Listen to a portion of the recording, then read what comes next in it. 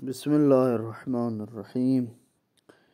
کل آپ کی خدمت میں جناب حضرت ابو ذر اور سلیمان فارسی کے بارے میں عرض کیا تھا۔ آج ہیں صحابی رسول اللہ مقداد بن اسود، جن کا تعارف ابو معبد کنیت تھی۔ باپ کا اصلی نام عامر تھا، لیکن چونکہ اسود بن عبد نے فرزند بنا لیا تھا، اس لیے ابن اسود کے نام سے مشہور ہو گئے۔ ان کا شمار بھی ان افراد میں ہوتا ہے جن کی محبت رسول اللہ نے اللہ کے حکم سے کہا تھا کہ جسے اللہ سے بھی محبت ہے اور اللہ ان سے بھی محبت کرتا ہے، جن کے اشتیاق میں جنت تڑپ رہی ہے۔ اور اسی طرح رسول اکرم کے ساتھ تمام یہ غزوات میں شریک کیے ہوئے۔ مدینہ سے ایک فرسخ دور ان کا انتقال ہوا، جنازہ جنت البقیع میں دفن کیا گیا، لیکن افسوس کی بات یہ ہے کہ ان کا فرزند معبد مثل پسر نوح ثابت ہوا اور جنگ جمل میں امیر المومنین کے مقابلے میں آیا اور لشکر عائشہ میں داخل ہو گیا۔ بالآخر قتل کیا گیا، جبکہ مقداد نے امیر المومنین کی حقانیت اور عظمت میں کبھی شک بھی نہیں کیا تھا۔ آگے ہیں بلال بن ریاح۔ ان کی کنیت ابو عبداللہ اور ابو عامر تھی۔ ان ماں کا نام جمانہ تھا۔ بدر و احد، خندق وغیرہ میں شرکت کی۔ رسول اللہ کے مؤذن تھے۔ لوگوں نے اعتراض کیا، یہ شین کو سین کہتے ہیں، تو ارشاد قدرت ہوا، ہماری نظر میں بلال کی سین بھی شین ہے۔ رسول اکرم کے بعد کسی کی نماز کے لیے اذان نہ کہنے کا عہد کر لیا، اور اس کا یہ نتیجہ ہوا کہ شام میں تھے، اور جب ان کو پتہ چلا کہ جناب سیدہ کے گھر پر حملہ ہوا ہے، اور وہ آئے اور شام سے جب مدینے آئے تو جناب سیدہ نے درخواست کی، کہا کہ میرے بچوں جاؤ حضرت بلال سے کہو آذان دے۔ حضرت بلال نے بڑی مدت کے بعد آذان دی، اور جناب سیدہ نے جیسے ہی اپنے بابا کا آذان میں نام سنا اور روتے روتے غش کر گئی تھی۔ پھر فرماتے کہ جابر بن عبداللہ الانصاری اصحاب بدر میں شمار ہوتے ہیں۔ رسول اکرم نے ان کے ذریعے امام باقر تک سلام پہنچایا۔ اکثر غزوات میں رسول کے ساتھ شرکت کی۔ صفین میں امیر المؤمنین کے ساتھ تھے۔ مدینہ کی گلیوں میں اس حدیث کا اعلان کرتے تھے، علی خیر البشر من ابا فقد کفر۔ فرمایا علی خیر بشر ہے، جو اس کا انکار کرتا ہے وہ کافر ہے۔ نیز یہ بھی کہا کرتے تھے کہ اپنے بچوں کو محبت علی کے ذریعے آزماؤ، ان کا انکار کر دیں تو ان کی ماں کے کردار کا جائزہ لو۔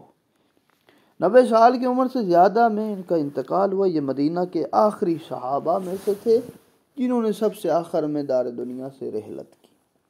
حذیفہ بن یمان رسول اکرم اور امیر المومنین کے مخلص اصحاب میں شمار ہوتے تھے۔ جنگ احد میں اپنے والد اور اپنے بھائی کے ساتھ شریک ہوئے۔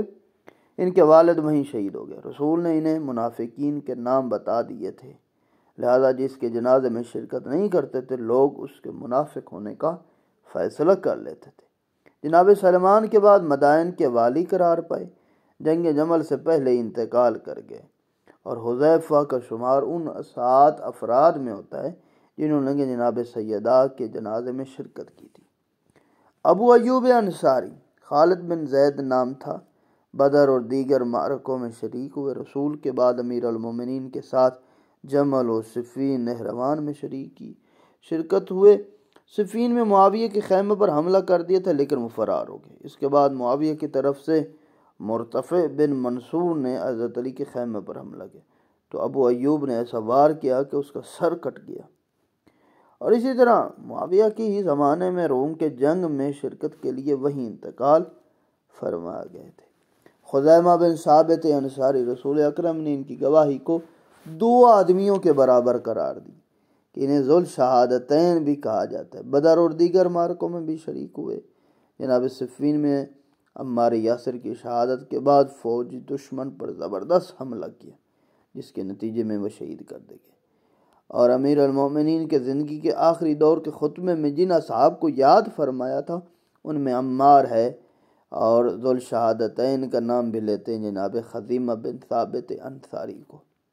زید بن حارثہ فرماتے ہیں کہ حکیم بن حازم نے بازار عکاظ سے جناب ختیجہ کے لیے خریدا، انہوں نے رسول اکرم کو بخش دیا۔ حارثہ آزاد کرانے کے لیے آیا تو ساتھ جانے سے انکار کر دیا۔ رسول اکرم کی غلامی کو آزادی پر ترجیح دی، جس پر اپنی رسول اللہ کو اپنے فرزند قرار دے دیا کہ رسول نے انہیں اپنا فرزند بنا لیا۔ پھر اپنے رشتے کی بہن جناب زینب سے عقد کر دیا اور جناب جعفر طیار کے ساتھ جنگ مؤتمم بحیثیت علمدار شرکت کی اور وہیں شہید ہو گئے۔ سعد بن عبادہ بیت عقبہ و جنگ بدر میں شرکت کی۔ فتح مکہ کے موقع پر انصار کا پرچم انہی کے ہاتھوں میں تھا۔ باپ دادا سے عرب کے مشہور سخی افراد میں سے تھے۔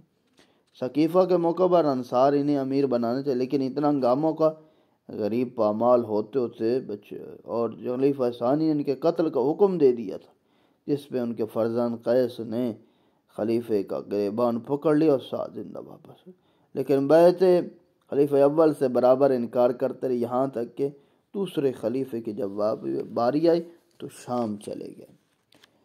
ابو دجانہ انصاری بزرگ اور بہادر اصحاب میں شمار ہوتے ہیں اور جنگ یمامہ میں شریک ہوئے۔ جب مسلمہ کذاب کے ساتھیوں نے حدیقت الرحمن میں پناہ لی تو مخصوص فنی طریقے سے باغ میں داخل بہت سے لوگوں کو تحقیق کر دیا، اتنے میں خود بھی شہید ہو گئے۔ مختصراً آپ کی خدمت میں یہ اصحاب بتا رہے ہیں۔ عمار بن یاسر رسول اکرم کے عظیم ترین صحابہ میں سے ہیں، مولائے کائنات کے فدائیوں میں سے ہیں، اور ان کا باپ کا نام یاسر، ماں کا نام سمیہ تھا۔ ابتدائی دور میں اسلام لائے، اسلام کی خاطر بے حد تکلیفیں برداشت کی۔ کفار نے ان کو گرم ریت پر لٹایا، سینے پر پتھر رکھتے تھے، استقامت اور مظاہرہ کا اظہار کیا اور بڑے ہی متقی اور حضور اکرم نے آل یاسر کو جنت کی بشارت دی۔ ماں باپ انہیں اذیتوں کی تاب نہ لا کر دنیا سے رخصت ہو گئے۔ عمار نے مجبوراً کفار کی مرضی کے مطابق الفاظ، یہ اس وقت تھے جب عموماً ہم یہ آیات تقیہ کے عنوان سے پیش کرتے ہیں کہ جب یہ آ رہے تھے تو راستے میں ان کے والدین کو کہا کافروں نے کہ رسول اللہ سے برات کا اعلان کریں اور ان سے بیزاری کہا نہیں، تو انہوں نے ان کو شہید کر دیا۔ جناب عمار بن یاسر نے تو کہا کہ ٹھیک ہے، میں رسول کو نہیں مانتا۔ بہرحال ان کی مرضی کے جو الفاظ سے انہوں نے کہہ دیے، جس پر آیت تقیہ نازل ہوئی کہ وہ پروردگار نے فرمایا ان کے ایمان اور اطمینان قلب کا کہا کہ یہ لوگ جو اپنے ایمان کو چھپاتے ہیں مجبوری کی حالت میں چھپاتے ہیں۔ اور جناب عمار کی والدہ سمیہ اسلام کی پہلی شہیدہ خاتون ہے، اور عمار کے بارے میں انہوں نے فرمایا تھا رسول اللہ نے کہ باقی گروہ تمہیں قتل کرے گا اور زندگی کا آخری غذا کا شیر ہوگی۔ چنانچہ 9 صفر 37 جنگ صفین 90 سال کی عمر میں شہید کیے گئے۔ آخری وقت میں دودھ کا وہ پیالہ نوش فرما کر سرکار دو عالم کی پیشن گوئی کا حوالہ دیتے ہوئے جام شہادت کو نوش کیا۔ اب آپ کی خدمت میں نقش زندگانی حضرت امیر المومنین علی ابن ابی طالب علیہ السلام۔ 30 عام الفیل تھی جب سرکار دو عالم کی عمر مقدس 30 سال کے قریب تھی۔ اعلان رسالت کے لمحات قریب تر ہوتے جا رہے تھے۔ اسلام کو ایک عظیم مددگار، رسول اکرم کو دعوت دین کے لیے ایک بے نظیر مددگار کی ضرورت ہے۔ رب العالمین نے جناب ابو طالب کو ایک اور فرزند عنایت فرمایا جس کی ولادت کا انداز تمام دوسری اولاد سے بالکل مختلف تھا۔ اب تمام فرزند اپنے گھر میں پیدا ہو رہے تھے، یہاں تک کہ خود سرکار دو عالم کی ولادت بھی شیب ابی طالب میں ہوئی تھی۔ لیکن جب اس فرزند کی ولادت کا قریب آیا وقت تو جناب فاطمہ بنت اسد نے محلہ یا خاندان کی عورتوں کو مدد کے لیے طلب کرنے کی بجائے خود خانہ خدا کا رخ کیا۔ بے روایت یزید بن قعنب اپنے شکم اقدس کو دیوار کعبہ سے مس کر کے دعا کی، خدایا میں تجھ سے اور تیرے رسولوں پر، تیری کتابوں پر ایمان رکھتی ہوں، میں اپنے جد ابراہیم خلیل کی تصدیق کرنے ہوں، تجھے اس گھر اور اس کے بانی اور اس کے مولود کا واسطہ جو میرے شکم میں میری مشکل کو آسان کر دے۔ جس کے بعد دیوار کعبہ پھٹ گئی اور جناب فاطمہ بنت اسد خانہ کعبہ کے اندر داخل۔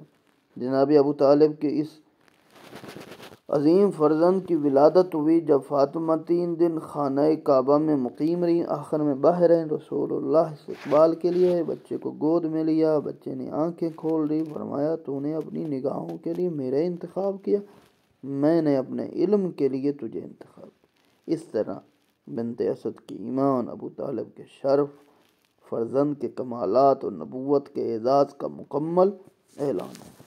ابتدائی طور پر ماں نے نام حیدر رکھا، باپ نے اسد رکھا، اہل خاندان نے زید نام رکھا، لیکن ابو طالب کی دعا پر آسمان سے ایک تختی نازل ہوئی جس پر اس نام خدا پر علی رکھو کہ میرا نام اعلیٰ ہے، میں اس کو علی کہتا ہوں رکھو، تاکہ نام خدا کی برکت سے اس کی بلندی برقرار رہے اور اس کی بقا سے نام خدا کی بقا وابستہ رہے۔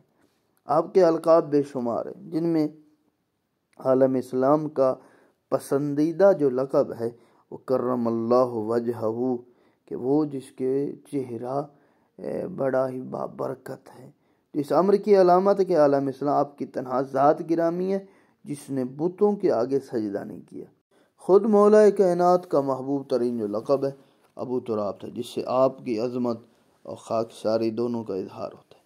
تربیت کا کام خانہ کعبہ ہی سے رسول اکرم نے سنبھال لیا، وہیں خانہ خدا سے آ کر لے گئے، جبکہ بظاہر ابو طالب کو خبر بھی نہیں تھی۔ اس کے بعد آپ نے مسلسل اپنے ساتھ رکھا اور اپنے کمالات کا مخزن اور مصدر قرار دیا، یہاں تک کہ اپنے آپ کو شہر علم کہا اور علی کو اس کا دروازہ کہا۔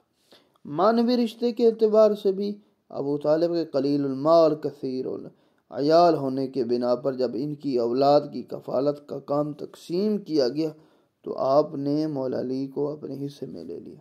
اس طرح دن اور رات اپنے ساتھ رکھا، اور کبھی ذقنی رسول اللہ ذقہ، کہ کبھی فرماتے تھے کہ مجھے رسول اللہ اس طرح علم دیتے تھے جس طرح ایک پرندہ اپنے بچے کو غذا دیتا ہے۔ رسول اکرم کے زیر سایہ 10 سال گزر گئے، وہی الہی نے بعثت کا اعلان کر دیا اور اب رسول اکرم کو واقعاً ایک مددگار کی ضرورت تھی۔ ادھر جناب ابو طالب نے اپنی اولاد جعفر اور علی دونوں کو یہ تاکید کر رکھی تھی کہ منزل عبادت میں بھی اپنے چچازاد کا ساتھ نہ چھوڑیں، اور دونوں فرزند برابر باپ کی نصیحت پر عمل کرتے تھے۔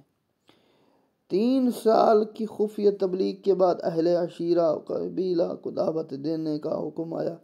رسول نے مولا علی کو حکم دیا کہ دعوت کا انتظام کریں، قبیلے والوں کو بلائیں۔ چنانچہ مولا علی نے اس فرض کو انجام دیا، 40 افراد کو بلائے۔ کھانے کے بعد جب پیغام پیش کرنے لگے تو ابو جہل انسان نے جادوگری کھیڑ دی اور بھاگنے لگے۔ دوسرے دن پھر مدعو کیا، پھر کھانا کھلایا، اور پھر وہی کام نے حضرت علی نے تائید و تصدیق کا اعلان کیا، جس پر آپ نے ان کی وصایت کا اعلان کیا، کہا کہ میرے بعد جس طرح علی میری مدد کر رہا ہے اسی طرح میری خلافت اور وزارت کا یہی مشیر ہے، اور ابو طالب کو ان کے احسانات کا پہلا صلہ مل گیا۔